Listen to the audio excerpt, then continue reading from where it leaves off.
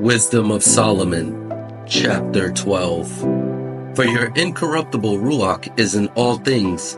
Therefore chasten them by little and little that offend, and warn them by putting them in remembrance wherein they have offended, that leaving their wickedness they may believe on you, O Yahuwah. For it was your will to destroy by the hands of our fathers both those old inhabitants of your set-apart land, whom you hated for doing most odious works of witchcraft and wicked sacrifices, and also those merciless murderers of children and devourers of man's flesh, and the feast of blood. With their priests out of the midst of their idolatrous crew, and the parents that killed with their own hands souls destitute of help, that the land, which you esteemed above all other, might receive a worthy colony of Elohim's children.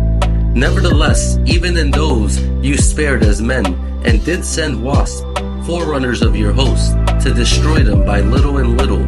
Not that you were unable to bring the wicked under the hand of the righteous in battle, or to destroy them at once with cruel beasts, or with one rough word, but executing your judgments upon them by little and little, you gave them place of repentance, not being ignorant that they were a naughty generation, and that their malice was bred in them, and that their cogitation would never be changed.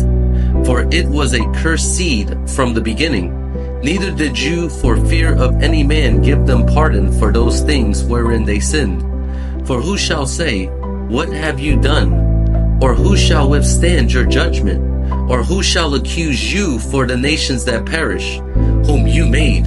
Or who shall come to stand against you, to be revenged for the unrighteous men? For neither is there any Elohim but you that cares for all, to whom you might show that your judgment is not unright.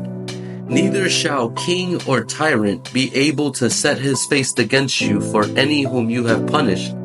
For so much then as you are righteous yourself, you order all things righteously, thinking it not agreeable with your power to condemn him that has not deserved to be punished. For your power is the beginning of righteousness, and because you are Yahuwah of all, it makes you to be gracious unto all. For when men will not believe that you are of full power, you show your strength, and among them that know it, you make their boldness manifest. But you, mastering your power, judge with equity and order us with great favor, for you may use power when you will. But by such works have you taught your people that the just man should be merciful, and have made your children to be of a good hope that you give repentance for sin.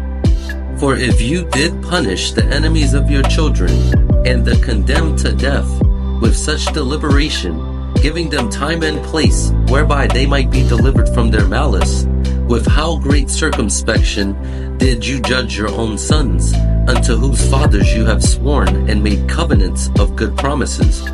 Therefore, whereas you do chasten us, you scourge our enemies 1,000 times more, to the intent that, when we judge, we should carefully think of your goodness, and when we ourselves are judged, we should look for mercy.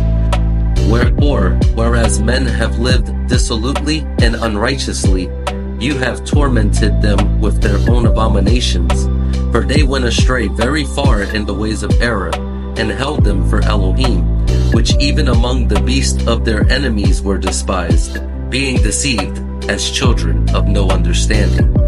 Therefore unto them, as to children without the use of reasoning, you did send a judgment to mock them. But they that would not be reformed by that correction, wherein he dallied with them, shall feel a judgment worthy of Elohim. For look, for what things they grudged when they were punished, that is, for them who they thought to be Elohim. Now being punished in them, when they saw it, they acknowledged him to be the true Elohim, whom before they denied to know, and therefore came extreme damnation upon them. Selah.